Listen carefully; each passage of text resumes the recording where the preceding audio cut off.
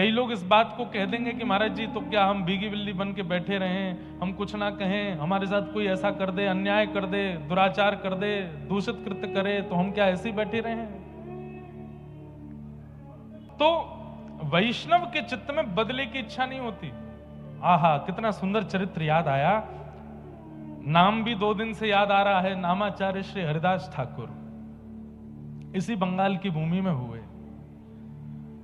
जन्म से मुस्लिम थे, लेकिन भगवत कृपा उनके ऊपर हो गई। उनको उपाधि दी गई। जैसे लोगों के आगे परम पूजनीय श्री श्री लगाया जाता, ऐसे गौड़िया वैष्णव संप्रदाय में हरिदास ठाकुर को नामाचार्य कहते हैं। 3 लाख नाम रोज करते थे। तो जब मुस्लिम राजा को पता चला कि ये हमारे कुल खानदान का होते हुए भगवान का भजन करता है, हिंदुओं के देवता को गाता है, समझाया बुझाया, नहीं माने तो फिर कहा कि इसको मृत्यु दंड दो। तब किसी सेनापति ने कहा कि बोले मृत्यु दंड तो बहुत सरल होगा, इसको फांसी पे लटका देंगे, इसको क्या 2-4 मिनट दर्द होगा। इसने जो गलत काम किया है हिंदुओं के देवताओं का नाम लेकर के, इसको तो कोई कड़ा दंड मिलना चाहिए। बोले क्या दंड दें? बोले हाथ बांधो, पैर बांधो, बाजार में लेकर के निकलो और इस पर कोड़े बरसाओ। कोड़े में भी कील होनी चाहिए बड़ी बड़ी, कि वो कील जब इसके कोड़े पड़े और कोड़ा जब हटाया जाए तो पूरे शरीर को छीलते हुए निकले। राजा बोले उससे क्या होगा? बोले बाजार में जब बच्चा बच्चा इसको देखेगा, लोग इसको देखेंगे, तो कल को कोई भी, अरे मुस्लिम तो क्या, दूसरी जाति के क्या, हिंदू भी अपने देवता का नाम लेने में घबराएंगे जब देखेंगे कि ये दंड मिल रहा है। तो राजा ने कहा यही ठीक है। मैंने एक दिन बताया था, हरिदास ठाकुर पर जब कोड़े मारे जाते थे तो रक्त की बूंद नहीं की निकलती थी, पिचकारियां निकलती थी शरीर से। लेकिन जब वो कोड़ा पड़ता था और उस समय जब वो दोनों भुजा उठा करके और ऊंचे स्वर में बोलते थे हरि बोल हरि बोल हरि बोल, कोड़े बरसाने वाले के चरण पकड़ लेते थे और क्रोध में नहीं, नेत्रों में भाव भरे रहते, अश्रु भरे रहते। बोले बड़ी कृपा। मैं तो चाहता था कि मैं ऊंचे स्वर में नाम गाऊं, लेकिन मैंने पूरी ताकत लगाई। इतना ऊंचा स्वर मेरा पहले कभी नहीं प्रकट हुआ जितना ऊंचा स्वर आपके कोड़े मारने से प्रकट हुआ है। और मारिए।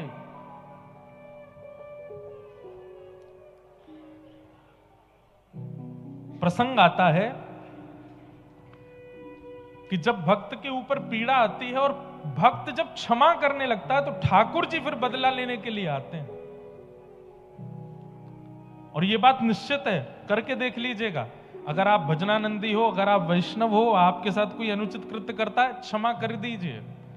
ठाकुर जी ऐसा जवाब देते हैं उस व्यक्ति को फिर कि वही आएगा आपके चरणों में।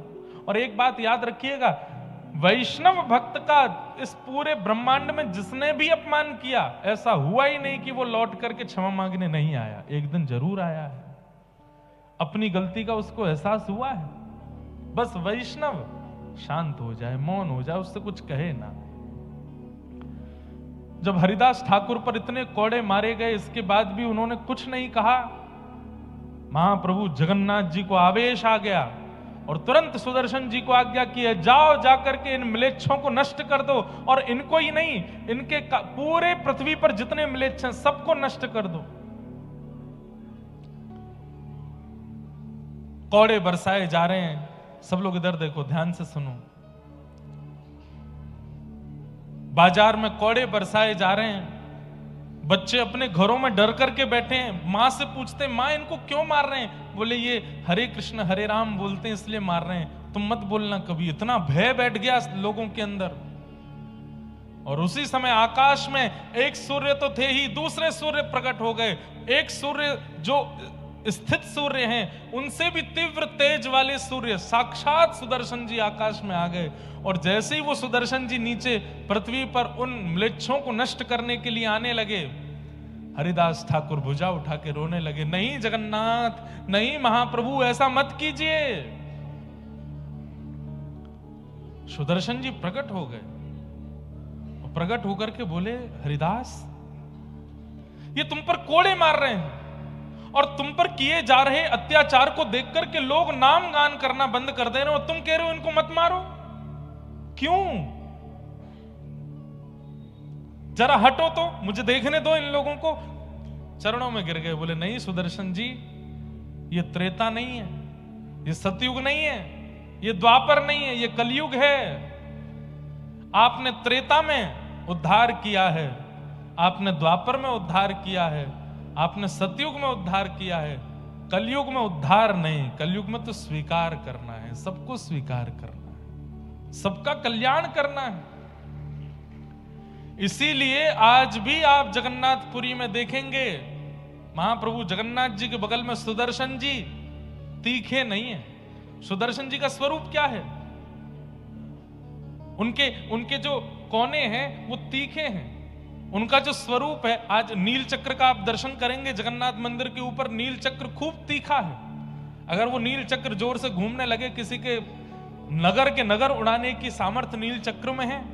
लेकिन महाप्रभु जगन्नाथ जी के बगल में जो सुदर्शन जी विराजमान है, लोगों ने दर्शन किए कि नहीं पता नहीं, वो एक दंड के रूप में बैठे हैं। दंड के रूप में सुदर्शन जी का वो स्वरूप नहीं है।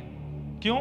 क्योंकि कलिकाल में इन भक्तों ने ठाकुर जी से प्रार्थना की कि यहां पर संहार नहीं करना है, यहां पर उद्धार नहीं करना है, यहां तो हर किसी को स्वीकार करना है।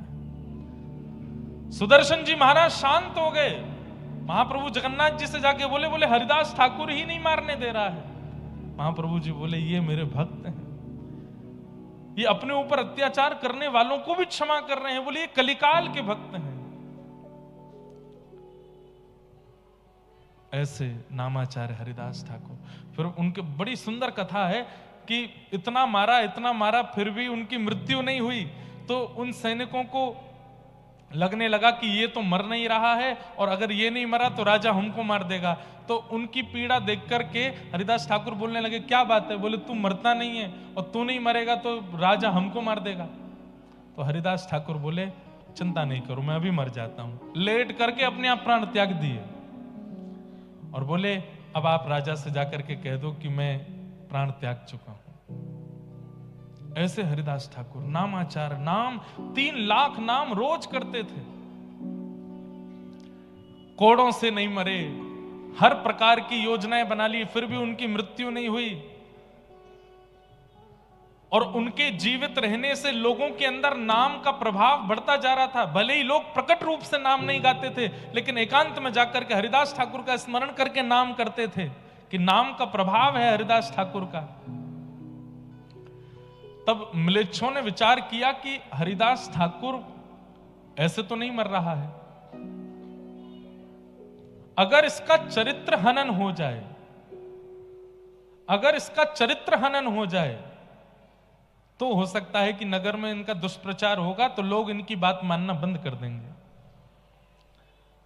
तब म्लेच्छ राजा ने एक नगर वैश्या को बुलाया और कहा कि हरिदास ठाकुर जिस कुटिया में बैठ के भजन करता है तुम वहां चली जाओ और कैसे भी करके उसको बहला फुसला करके और अपना बनाने का प्रयास करो।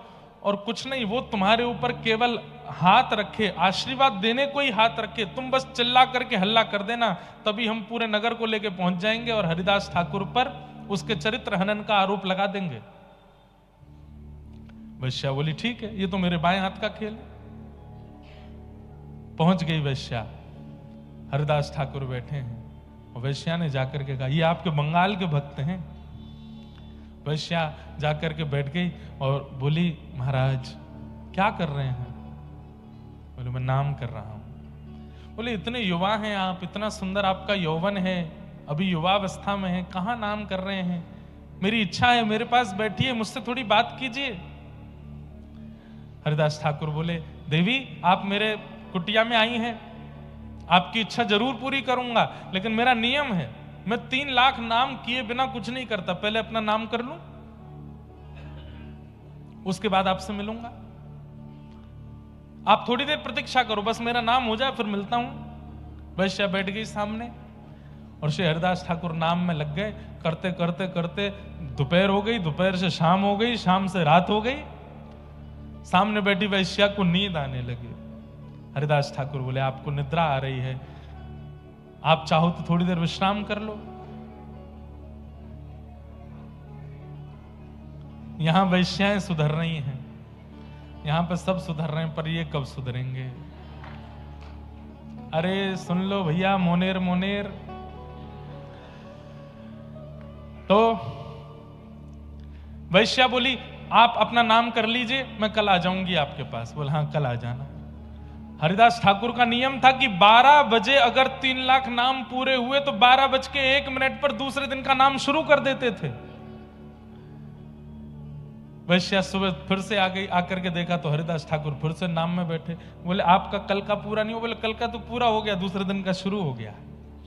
अभी देवी अब तो प्रतीक्षा कर, आप अगर थोड़ी देर पहले आती, जब नाम पूरा हुआ तभी आ जाती तो आप जो कहती मैं आपकी इच्छा पूरी करता, पर अब तो दूसरे दिन का नाम चल रहा है, अभी 3 लाख होगा तभी बात करूंगा मैं। वैश्या फिर बैठ गई सामने, जपते जपते जपते। हरिदास ठाकुर नाम नहीं जप रहे हैं, प्रत्येक नाम में प्रार्थना कर रहे हैं कि हे जगन्नाथ, मेरे इस नाम का बल, मेरे इस नाम का प्रभाव, मेरे इस नाम का पुण्य इसको दे देना। ये इतनी सुंदर है, इतना अच्छा गाती है, इतने सुंदर इसके नेत्र हैं, इतना सर्वांगीण इसका सुंदर मधुर है। अगर ये सर्वांगीण अंग से आपका नाम गाएगी तो आपको प्राप्त कर लेगी। मेरे इस नाम का प्रभाव नाथ इसके हृदय को पवित्र कर देना। दूसरा दिन भी निकल गया। वैश्या रात्रि में बोली मैं जाती हूं, कल फिर आऊंगी। मुझे सही समय बताओ कितने बजे नाम पूरा होता है? बोले मुझे समय तो नहीं पता, पर तुम आ जाना सुबह भोर में, मंगला में आ जाना, सुबह सुबह 4 बजे आ जाना। ठीक है। अगले दिन तीसरे दिन वैश्या 4 बजे पहुंच गई। हरिदास ठाकुर तीसरे दिन का नाम प्रारंभ कर चुके थे। बोले अब तो देवी प्रारंभ हो गया, अब तो ये पूरा। तब उस वैश्या के मन में ये आया कि मेरा रूप इतना सुंदर है, मैं जिसको देख लेती हूं वो मेरे पीछे खिंचा चला आता है, और मैं 3 दिन से इनके यहां आ रही हूं। ये क्या 2 अक्षर का नाम है जिसके पीछे ये मेरी ओर नहीं देख रहे हैं? ऐसा क्या है इस नाम में जिस नाम के प्रभाव से ये मेरी ओर नहीं देख रहा? तब उसने प्रार्थना करते हुए कहा आप क्या नाम करते हैं, थोड़ा मुझे सुनाएंगे? बोले सुनोगे? हरे कृष्ण कृष्ण कृष्ण हरे हरे, हरे राम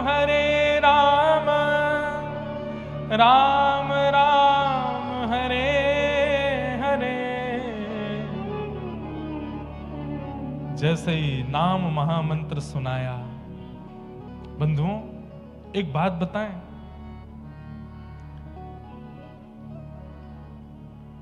सामान्य कोई व्यक्ति अगर महामंत्र बोलेगा, जो नियम नहीं करता, जो पवित्रता नहीं रखता, जो शुद्धि नहीं रखता, जिसका अंतःकरण शुद्ध नहीं, जिसका खान पान शुद्ध नहीं, उसका नाम बोलने से सामने वाले पे प्रभाव नहीं पड़ेगा।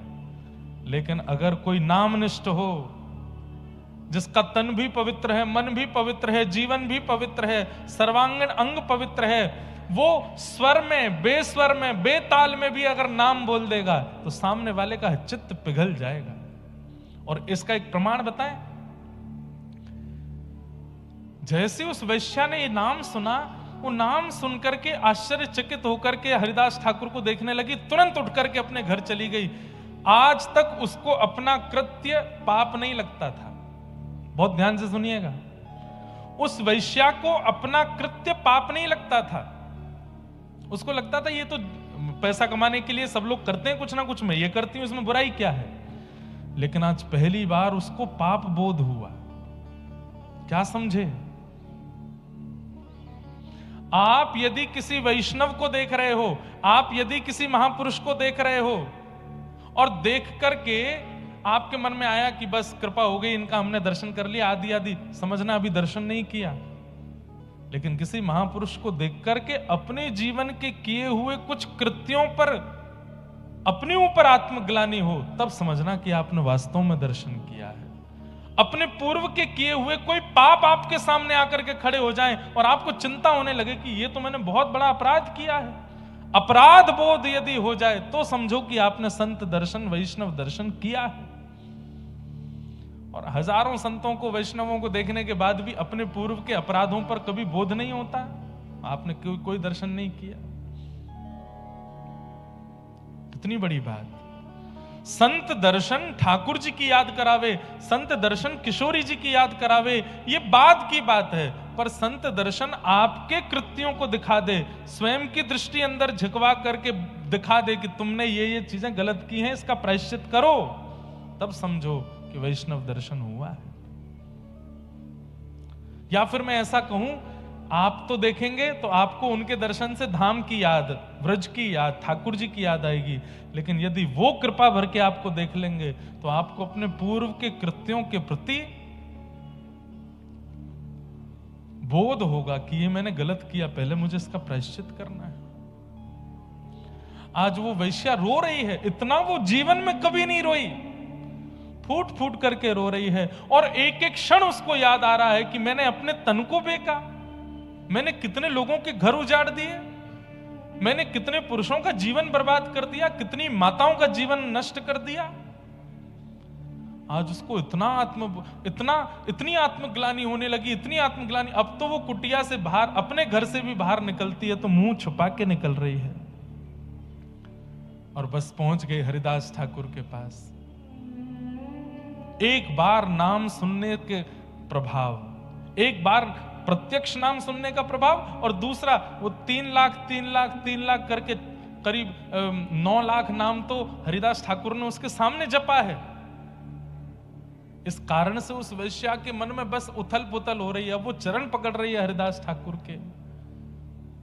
मैं कैसे उद्धार करूंगी, मुझे तो जगन्नाथ जी कभी स्वीकार ही नहीं करेंगे, मैंने तो इतने बड़े पाप किए। व्यक्ति अपने जीवन में 10-5 पाप करता होगा, पर मैंने तो अपने पूरे जीवन में, अपनी बाल्यावस्था से अब तक पाप ही पाप किया है, मुझे महाप्रभु कैसे स्वीकार करेंगे। हरिदास ठाकुर बोले, ठाकुर जी की यही कृपा है। मानवों में और ठाकुर जी में अंतर यही है कि मानव गलतियां मरते दम तक याद रखता है और ठाकुर जी एक क्षण में भुला देते हैं। हम मानवों का स्वभाव कैसा है, कोई व्यक्ति हमसे सॉरी भी बोल देता है ना, हम ठीक है, लेकिन मन में रखते हैं कि नहीं इसने ऐसा किया था। कोई व्यक्ति गलती कर भी देता है तो हम उसको कहते हैं अच्छा ठीक है भाई, कल गया बात गई, कल रात गई बात गई, छोड़ो। लेकिन जब वो व्यक्ति सामने नहीं होता, 4 लोगों से उसकी बुराई भी कर दे, अरे तुम क्या जानो इसके बारे में, ऐसा ऐसा किया हुआ है इसने। पर ठाकुर जी का स्वभाव कैसा है, एक बार व्यक्ति जब भुजा उठा करके कहता है कि हे नाथ मुझसे अपराध हो गया, अब आज के बाद नहीं करूंगा, संकल्पित होके, ठाकुर जी कहते हैं भूल गया मैं, मुझे याद ही नहीं तूने किया क्या था, बस अब आगे मत करना। ऐसा ठाकुर जी का स्वभाव। हरिदास ठाकुर बोले, जो नाम तूने सुना है बस उसको अपना जीवन बना ले और लौट करके पीछे नहीं देखना, ना आत्मग्लानि करनी, ना दोबारा उन कृत्यों में जाना जो तूने किए हैं। और सुन, इस कुटिया में मैंने करोड़ों नाम किए हैं, अब मैं तो कहीं और चला जाऊंगा, तू इस कुटिया में रहे और यहां रह करके भजन कर। हरिदास ठाकुर तो उस समय चले गए, वहां से कहां गए, आगे कहीं निकल गए और उस वैश्या को उस कुटिया में बैठा गए। वहीं बैठ करके वही नाम प्रारंभ कर दिया उस वैश्या ने, जिसका रूप देख करके काम प्रकट होता था लोगों के चित्त में। आज उसका रूप लावण्य ऐसा कि जब वो कुटिया से निकलती है तो हजारों संतों की तादाद में लोग उसको दर्शन करने के लिए आते हैं, क्योंकि उसको देख करके अब महाप्रभु जगन्नाथ प्रकट होते हैं चित्त में। नाम का प्रभाव। बंधुओं, आपकी उपस्थिति सामने वाले के चित्त में क्या अनुभव कराती है, इससे भी पता चलता है कि आप कैसे हो। आप कहीं जाते हैं तो लोगों के चित्त में आता है बड़ा पैसा वाला है, बहुत पैसा है इसके पास। आपकी उपस्थिति किसी के चित्त में क्रोध को उत्पन्न करे, ये तो ऐसा है, इसने हमारा बंटाधार कर दिया, पूरी कॉलोनी के लोग इससे परेशान हैं, क्रोध प्रकट करना है। किसी के चित्त में आपकी उपस्थिति किसी के चित्त में काम को प्रकट कर रही है, क्रोध को प्रकट कर रही है, लोभ को प्रकट कर रही है, तो इसलिए आप संसारी हो। लेकिन आपकी उपस्थिति होते ही सामने वाले का चित्त निर्मल हो जाता है, नेत्र सजल हो जाते हैं और ठाकुर जी का पावन स्मरण उसके चित्त में होने लग जाए, तब समझो कि आपकी भक्ति अब हो रही है। हरिदास ठाकुर के जीवन की एक बात और, वे जब रात्रि का समय होता था तो भुजा उठा करके और ऊंचे स्वर में नाम गुणगान करते थे ठाकुर जी का। किसी ने आकर के टोका, बोले कि सोते नहीं हो, हमको भी नहीं सोने दे, इतना तेज तेज क्यों बोलते हो, मन में कर लो। अभी हमने मोनेर मोनेर बात करी, लेकिन हरिदास ठाकुर का कारण ऊंचे स्वर में नाम जप इसलिए नहीं करते थे कि लोग जाने कि देखो मैं भक्त हूं। उन्होंने बताया कि मैं ऊंचे स्वर में नाम जप क्यों करता हूं, बोले मैं मन ही मन करूंगा तो मेरा उद्धार होगा, और मैं ऊंचे स्वर में करूंगा तो मानवों का नहीं, कितने कीट पतंग जीवाणु इस हवा वायुमंडल में डोल रहे हैं, वे भी नाम सुनकर के तर जाएंगे, इसलिए ऊंचे स्वर में करता हूं। सबका कल्याण, सबका उद्धार।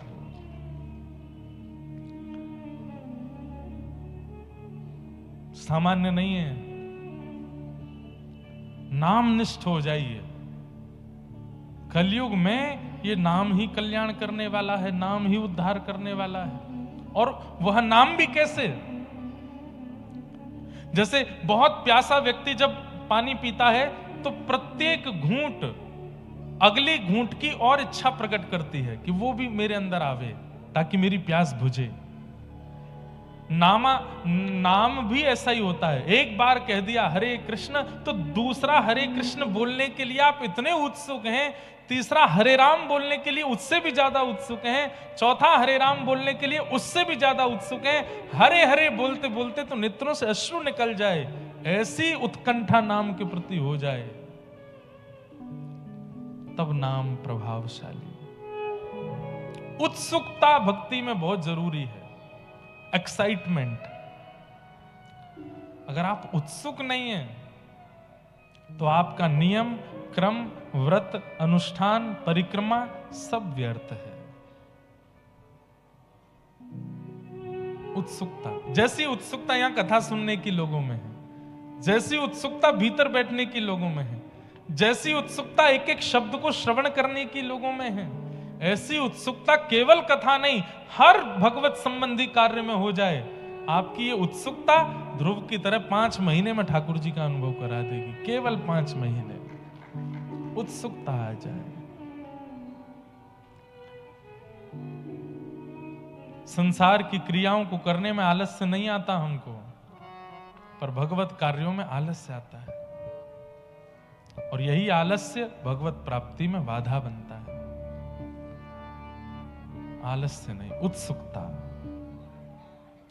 तो मैं निवेदन कर रहा था कि भक्त कभी रिवेंज नहीं लेता, भक्त कभी बदला नहीं लेता, भक्त क्षमा करता है। उसकी तरफ से बदला ठाकुर जी ले लेते हैं, और जब ठाकुर जी बदला लेते हैं तो फिर अच्छा वाला ही लेते हैं। आपके साथ किसी ने कुछ गलत किया, आपने अगर उससे बदला लिया तो आप ज्यादा से 2-4 थप्पड़ मारोगे, लेकिन आपने पुलिस के हवाले कर दिया कि भाई इसने मेरे साथ ऐसा किया, अब आप देखो, पुलिस तो उसमें डंडे बरसाएगी। फिर ठीक वैसे ही आपके साथ अनुचित कृत्य पर आप कुछ रिएक्शन देते हो तो आप ज्यादा कुछ नहीं कर पाओगे, लेकिन ठाकुर जी के भरोसे छोड़ देते हो तो ठाकुर जी तो ऐसा चक्र घुमाते हैं, और याद रहे उसे।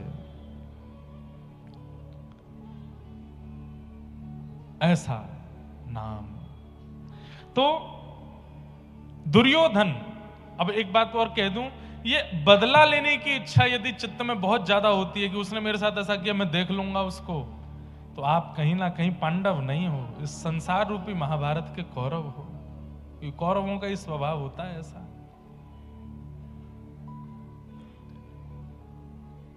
दुर्योधन ने अश्वत्थामा से कहा, मैं अगर राज्य गद्दी पर नहीं बैठा तो ये भी नहीं बैठने चाहिए, इन पांडवों को सोते हुए रात में मार दो।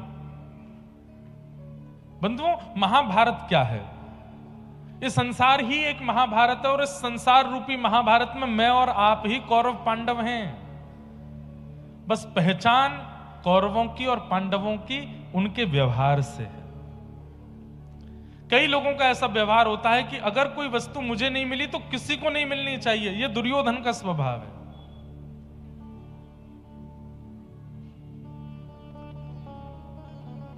ये दुर्योधन का स्वभाव है। अश्वत्थामा का स्वभाव क्या है? चाहे जैसे भी हो, मुझे एक पदवी मिलनी चाहिए। कई लोग पदवी के लिए बहुत लड़ते हैं, झगड़ते हैं, पूरे प्रयास करते हैं कि हमें एक पदवी मिल जाए। कई बार यहां मंच पे प्रणाम करने लोग आते हैं, कई उनमें से ऐसे होते, जब तक वो अपनी पदवी नहीं बता देंगे वो जाते ही नहीं। हम इस नगर के फलाने क्षेत्र के ये हैं, हम इसके कमेटी के ये हैं, हम इसके वो हैं। एक बात कहें, सूरदास जी, मीराबाई आदि आदि जितने भी भक्त हुए, इन्होंने कभी परिचय नहीं दिया कि हम भक्त हैं। इनका परिचय ठाकुर जी ने दिया। ये सूरदास है, ये मीराबाई है, ये कर्माबाई है, ये चैतन्य महाप्रभु हैं, इनका परिचय ठाकुर जी ने दिया। योग्यता आप अपना परिचय स्वयं दें उसमें नहीं है, योग्यता उसमें कि नगर का श्रेष्ठ या उस समाज का श्रेष्ठ आपका परिचय दे कि ये है। और कई लोग फिर उसमें भी कहवा देते हैं, सुनो हमारा बता देना हम कौन है। वैसे नहीं, सहजता में कोई कह दे कि आप कौन है, ठाकुर जी बता दें कि हम कौन हैं।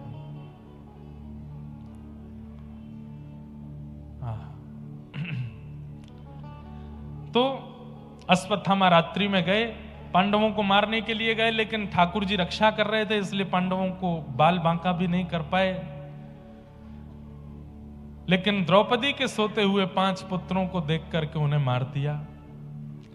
प्रातःकाल का समय हुआ, जब पता चला कि यह कृत्य अश्वत्थामा ने किया है, तो अर्जुन ने अश्वत्थामा को बंदी बना करके मारने का प्रयास किया, लेकिन सबने मना किया कि इसको जीवित छोड़ दो।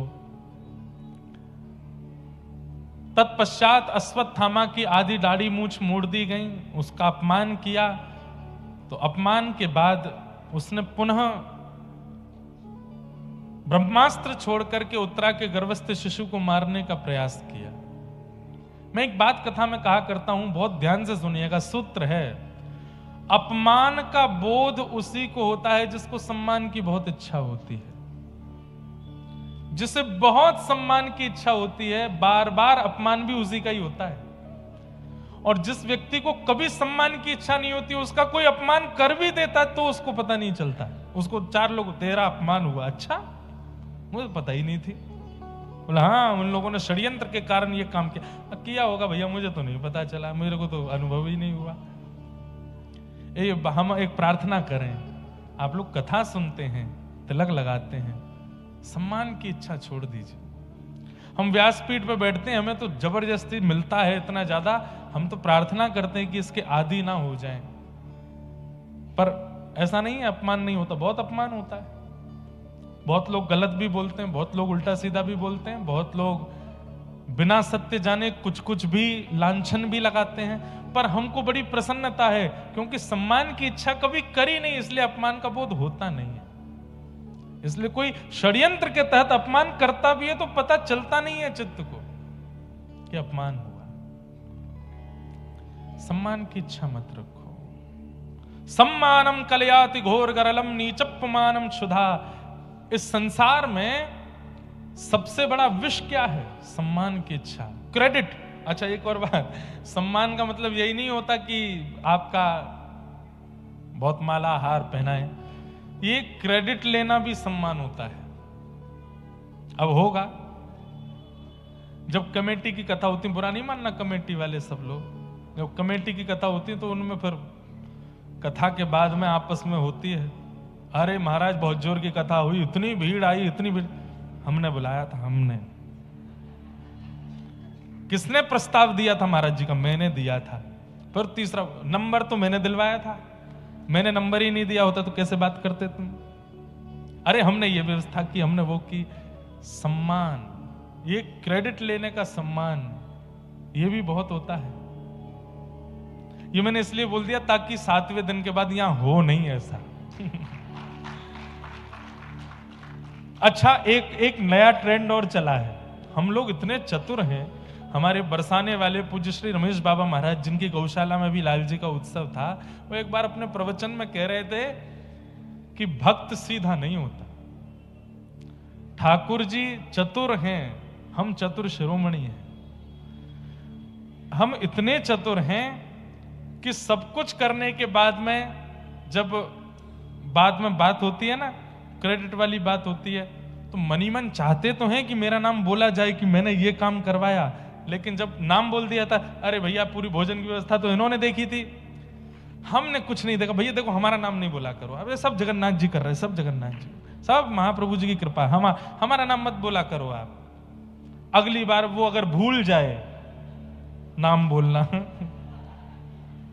ब्लॉक। पूछे, अरे भाई तुम आए नहीं कल, वो सभा थी, अरे भैया तुम बड़े आदमी हो, परसों तुमने सबका नाम लिया, हमारा नाम नहीं लिया। अरे तुम ही पिछली बार मना कर रहे थे सब जगन्नाथ जी करते, अरे वो बात ठीक है, इतनी मेहनत हमने करी, खून पसीना एक किया, एक नाम नहीं बोला गया आपसे हमारा। भगवान का सहस्त्र नामों में एक नाम है अमानी, वो मान रहित हैं। और अनामी, ठाकुर जी का एक नाम ये भी है कि उनको नाम ही नहीं है कुछ भी। सब कुछ करने के बाद जो क्रेडिट दे देता है दूसरों को, उनको ठाकुर जी कहते हैं। आज 28 साल की आयु में मैं बैठ करके कथा सुना रहा हूं, इतने सारे लोग सुन रहे हैं, और इस बात का अगर अभिमान मुझको है कि मेरी वाणी, मेरा कंठ, मेरा गला, मेरी विद्या या मेरे ऊपर संतों की कृपा, उसका प्रभाव है कि मैं कथा कर रहा हूं, तो ठाकुर जी को हंसी आती है। ठाकुर जी कहते हैं मुझे एक क्षण लगेगा ये गले का टेंटिया दबाने में, एक क्षण लगेगा, एक स्वर नहीं निकाल पाएगा अपने गले से, और क्या कह रहा है कि मेरा प्रभाव है। आज कोई कलकत्ता का बहुत बड़ा सेठ वो कहे कि मैंने इतना परिश्रम करके यहां पहुंचा हूं, मैं नहीं, ठाकुर जी की इच्छा नहीं होती, ठाकुर जी का अगर बल नहीं होता, मयानुकूलेन नभस्वतेरितम, ठाकुर जी स्वयं कहते हैं यदि मैंने अनुकूलताएं प्रकट नहीं की गई होती, कुछ नहीं कर पाते तुम। इसलिए अपने हर कृत्य पर यही मानिए कि मैं तो लायक था ही नहीं, ठाकुर जी ने करवाया, मैं योग्य नहीं था, मैं योग्य नहीं था। जहां ले चलोगे वहीं मैं चलूं।